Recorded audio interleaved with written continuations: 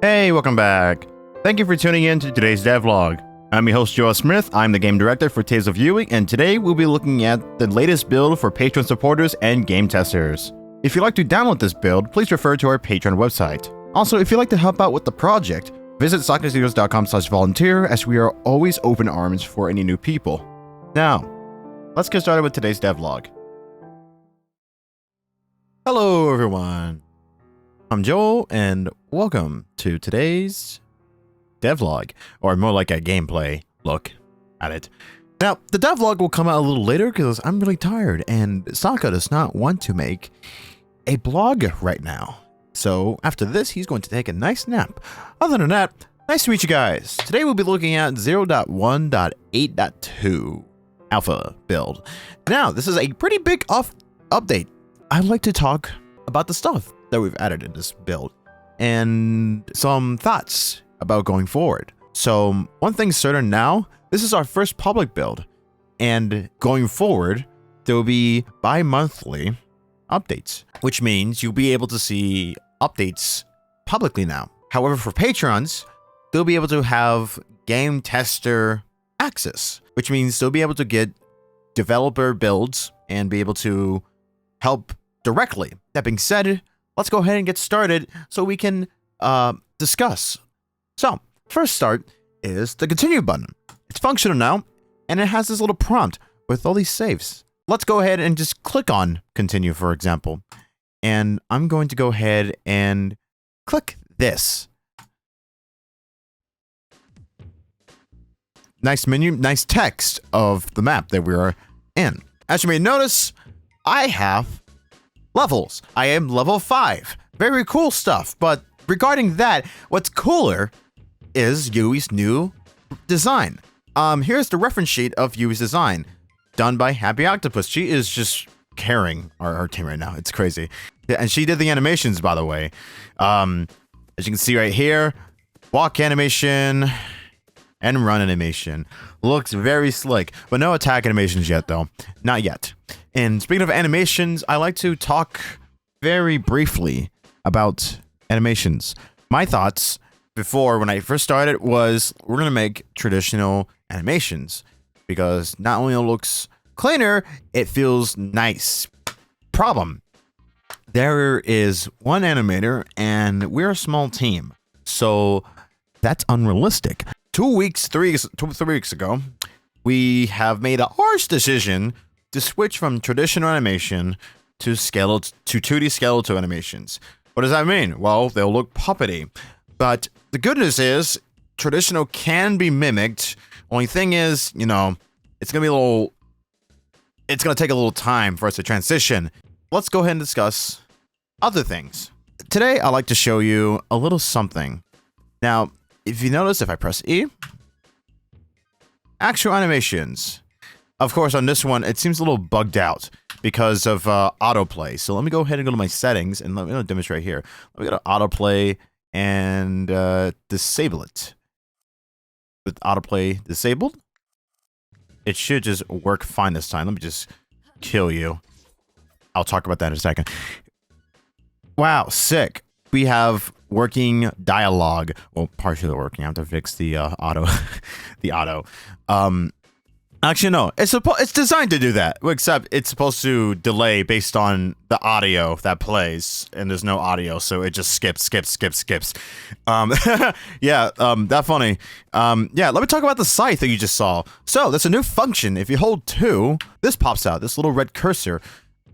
If I aim here and just let go, the coolest thing you've seen all day. It was so fun to program this, I swear.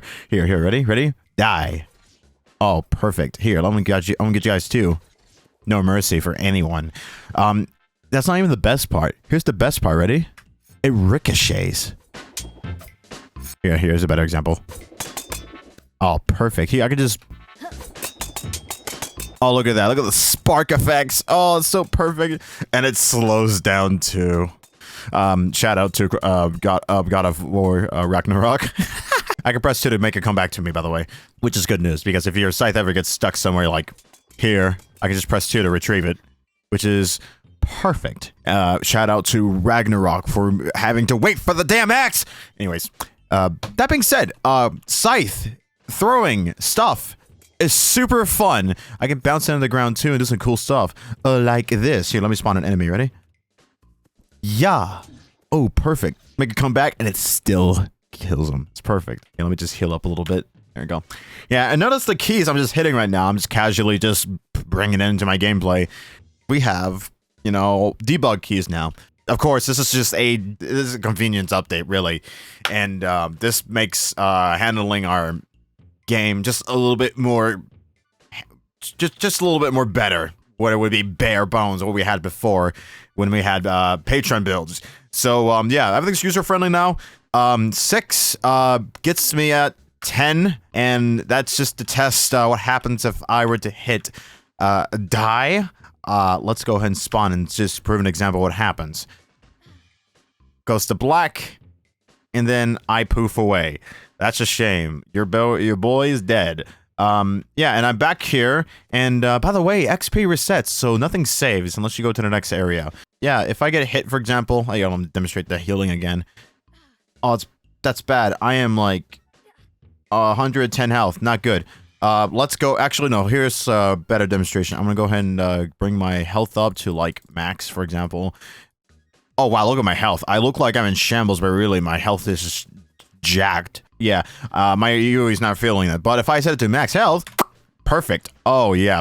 In fact, the funny thing is, the reason I did that is, you know, potions don't work, as in they're just inventory spacers, like literally. Though I could program it, but I'm lazy and I'll do it later and I'll leave it to someone else to do it. Yeah, that's the case right now. By the way, I can equip this stuff too. Still the thing. That affects my stats too. Like, for example, plus 50 health, for example. Yeah, look, 50 health. Now I'm at 750. Sorry, no, 800 health. And this affects defense, attack speed. Yeah, basic stuff that was already here before. Goodbye. Hold on. There we go. That being said, yeah. Notice that when I talk to them, enemies actually stay in place now, which was the main issue when I used to talk to NPCs before. Now they stay still like they should. Oh, perfect. I'm gonna toss it over here and make it come back. Ready? It's so fun. Anyways, now I'd like to show a new map. Actually, before I do that, let me show the developer commentary. Now, if I were to, for example, go to gameplay, and as you can see here, plays the... Hold on, that is not the right tooltip. Anyways, if I hit enable commentary, developer commentary, I'm sorry, and oh, I almost forgot about the scythe throw camera. I'll get that in a second. But developer is enabled, so I'm gonna go ahead and load back into here, and this happens. Hello, player. I'm Joel, the game director for Tales of UE. And I talk! Yeah, I'm in the game, guys! Isn't that cool? Anyways, basically this is the purpose of, like, how, you know, Half-Life 2 Lost Coast. And basically, I think that was just a tech demo. Yeah, basically they will have these little icons that just spin around, and you go up to them, you interact with them, and it'll just be Gabe Newell talking. This is what I took the approach for. I'm going to be implementing developer commentary here and there around the game, especially during development, just for fun Easter eggs. If you ever wanted to like hear, you know, our thoughts and approaches on, you know, what we did and why we did it. And also, most importantly, it's just to tell you and inform you and stuff about, you know, alpha stuff and regarding on how to use stuff. So, yeah, very cool stuff. Yeah, like this, for example. Yeah, look, I tell you, like, hey, things are broken, man. And, hey, visit our website and Discord. Yeah, if you need a bug test, guys, go ahead and just let us, just bug report on our Discord or go to our website. That was a preview dialogue. Let me show you, lastly, before we go to the next scene, is the visual, the visual part of the scythe throw. Now, what we had right now was the one camera type we saw. It was semi-dynamic, which means that it moves in like a sort of static way, but if the cursor were to go past Yui on, like, say her left, the camera will move to the left. But if I were to set static, for example, say if you're motion sick, you don't like motion, stays in place, and it's perfect. You can see stuff. and the camera moves with you. Though, just keep in mind, if I do throw it, it does stay in place. It seems like a fun little feature, though. I may make it another option you can trigger. I don't know. It sounds like a bad idea, but you know, options are everything. And then we'll just see if they ever use those options, and I'll just get rid of them if they really don't want it. Yep, that's the process. Anyways, that's why I have these options to just to see what people want. That being said, my nose is stuffy. Pardon me. Let's go ahead and show you dynamic now. Gives you a lot more looking room. For example, way too much room in my opinion. I feel like I've made the camera move too much than it should. So yeah, right now it's super like this. Yeah, that's that. Also, most importantly, I forgot to mention about the scythe. Anyways, cool little stuff. Also a chest here. Nothing in it. Oh well. That being said, let's go ahead and walk over here. Flown Swamp. Now, this is a new map, and you've actually heard of the song before if you've listened to the OSTs. Now, this is supposed to be a very sus forest. You go in, you know, I can't tell the story too much, but basically, you go in because you kind of just have to go in. And then you run into some very weird looking frogs. Here's a look at the frogs right here. Oh yeah. They're not in the game yet, but those are planned, and yeah. Frogs are like the main enemy of this little area. Speaking of main area, battle music. According to, you know, what I really wanted to do with the music is make it battle music, but like, of course, not like generic. Make it like match with the the map. So that's what I did. I made it a banger. I haven't shared this yet, actually, because it's still in the works. But it sounds pretty cool. Okay, go away. Okay, hopefully it should just stop. But let me talk about the water very quick. It's procedural and moves and it just moves like water. It's very cool, right?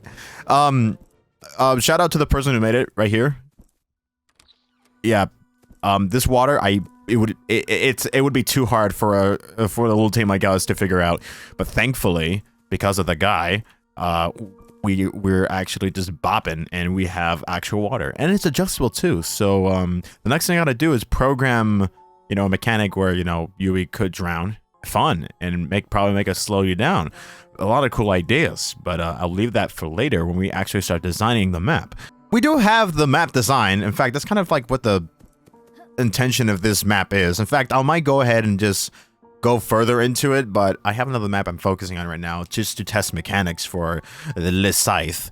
So yeah, we're gonna go ahead and present something else. This place is awfully eerie. Something about this place. I have the best voice acting. It's perfect. Don't worry, I'll try a little harder next time because I do have a role I have to play. Yeah, temporary voices, you gotta like them. We have a new little mechanic, basically spawning enemies in bunches. Here we go. Boom, they're popping out, and the battle music is not working, but that's okay. We don't need it. In fact, we don't need it at all. Here, we will run without music. How about that? And basically, they spawn in patches, and most importantly, they spawn in waves too. Yeah, sometimes the site does that. I'm not doing that, but it sounds cool, and it sounds like a fun idea to do this, but it does this sometimes, which is why I have it to where you press 2, and it just comes back if that ever happens. Because I'm a smart guy, and I plan for the worst, so I do it for convenience. There's a lot of bags here. I can't pick up at least one. Yeah, that is a struggle. I gotta fix this bug where there's just too many. I'll probably take the Zelda approach, and you could just walk over and pick it up. That sounds a lot easier, actually. I might just do that. Oh, perfect. Dash. I never dashed yet for you guys, but the dash really needs to work. I don't like how it looks right now. Also, a little bug too. More fighting, cool, and there's just more fighting too. There is a chance where this guy actually gonna spawn too. Oh yeah, which he did, but didn't do as I expected it to do. Here and there, easy. I'm gonna go ahead and go over here, and I am back in land. I forgot there's a little bug where it kind of holds your key. We also have a bit of a look at the Flown Swamp, and it's it's coming together. It's a little preview though. We're taking we're kind of a little sitting back for a little bit because we want animations to get we want to see animations so we can get a feel for it, if you know what I mean. And most importantly, I just remembered I was supposed to show. So first of all, I have this. Now, this is going to be a place. I mean, you've seen this place before, but it's going to be given a lot more love now because this is going to be a testing ground for dungeon-based mechanics. Like, for example, a puzzle where I would throw the scythe and magically it would just, go over here and then hit a few things and then come back. And then I hit 3 little things and they trigger, they light up, and it unlocks something. Or maybe more things to unlock. How Genshin does it, because I hate it when they do that.